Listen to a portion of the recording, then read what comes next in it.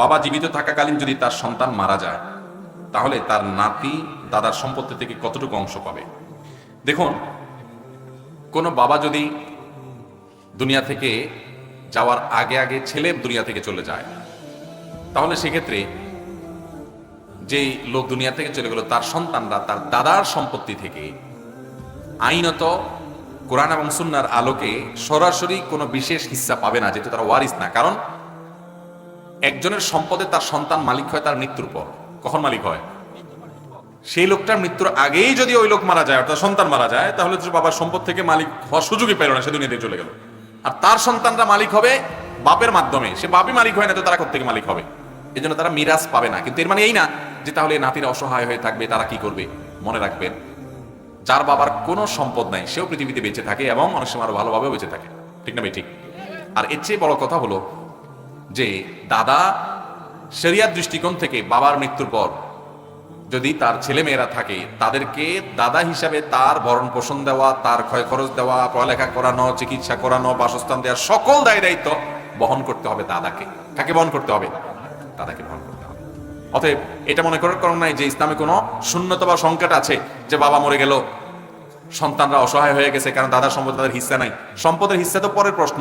এদের বেঁচে থাকার জন্য অভিভাবক হিসাবে সকল দায় দায়িত্ব পালন করবে। যদি তাদের না থাকে, তাদের পক্ষ থেকে পালন করবে কে? দাদা। শুধু তাই নয়, যেহেতু তাদের জন্য কোনো হিস্সা ফিক্সড করা হয় নাই, সেজন্য তাদেরকে অবারিতভাবে দেওয়ার সুযোগ আছে। একটা গুরুত্বপূর্ণ মাসআলা নবী সাল্লাল্লাহু আলাইহি ওয়াসাল্লাম হাদিসে বলা আছে, সেটা হলো যে লা ওয়াসিয়াতা লিওয়ারিথিন, কোনো ওয়ারিসকে ওসিয়ত করা যায় না। ধরেন আপনার ছেলে আপনার মৃত্যুর পর আপনার সম্পদে ভাগ পাবে। আপনি এই ছেলের জন্য যদি ওসিয়ত করেন যে আমার অমুক জমিটা, অমুক বিল্ডিংটা আমার ছেলেকে আমি দিলাম, ওসিয়ত করে থুয়ে গেলাম, আমার মৃত্যুর পর তোমরা তাকে দিবা, শরীয়ত বলে এটা ভ্যালিড না, এটা অবৈধ, এটা গ্রহণযোগ্য না। যেহেতু সে আপনার ওয়ারিস, তার জন্য নির্দিষ্ট হিস্সা কোরআনে ঠিক করে দেওয়া আছে এবং আল্লাহ বলে দিয়েছেন ফরিদাতুম মিনাল্লাহ।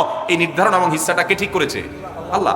অতএব সেখানে আপনি ওসিয়ত করে আর নতুন কিছু যোগ করতে পারবেন, কিন্তু ওই নাতিদের জন্য দাদা কিন্তু ওসিয়ত করে যেতে পারবে যা খুশিটা। তার টোটাল সম্পদের 1/3 পর্যন্ত এই নাতিদেরকে ওসিয়ত করে যেতে পারে যে আমি মরে গেলে তাদেরকে এগুলো দিও। বরং তারা ওয়ারিস হিসেবে যতটুকু পেত তার চাইতে বেশি দেওয়ার সুযোগ তৈরি হলো এই প্রসেসের মাধ্যমে।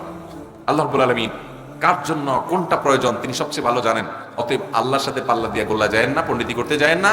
অনেকে এই মাসআলা এসে ইসলামের উপরে প্রশ্ন তোলে, হ্যাঁ কেমন কথা যে বাপ মরে গেছে, নাতিগুলা অসহায় হয়ে গেছে, দাদা সম্পদে ভাগ পাবে না, তাহলে তারা চলবে কিভাবে? তারা অনেক ভালোভাবে চলবে, সেই ব্যবস্থা ইসলাম রেখেছে। এখানে যেহেতু বাবার তরফ থেকে মিরাজ পাওয়ার সুযোগ নাই, সেজন্য দাদার তরফ থেকে একান্ত তাদের দায়ভার নেওয়ার অবশ্য কর্তব্য তার উপরে বর্তায় যদি তাদের নিজেদের সামর্থ্য না থাকে। দ্বিতীয়ত, ওসিয়তের মাধ্যমে তারা যা পেত মিরাজ হিসাবে তার চাইতে বেশি পাওয়ার সুযোগের পথ আল্লাহ তাআলা খোলা রেখেছেন, এবং সেটা হবে সামাজিকভাবে তাকে যেরকম ধরার সুযোগ আছে। শুধু সামাজিকভাবে না, সারা পৃথিবীতেই ম্যাক্সিমাম ফ্যামিলিতেই এ ধরনের পরিস্থিতিতে দাদারা আন্তরিক হয়ে তারা কিছু না কিছু করে। একবারে অমানুষ হাতে গোনা ব্যতিক্রম ভিন্ন হতে পারে। বিশেষ করে ছেলে মরে গেলে নাতিদের কিছুই দেবো না দাদা, একদম তাকাবো না, এরকম ঘটনা খুব কমই ঘটে। আল্লাহ তাআলা জানেন কোথায় কি দিতে হবে। আল্লাহর বিধানের উপরে আর পণ্ডিতি করার দরকার নাই, অন্তত ইমানদারের কোনো প্রয়োজন নেই।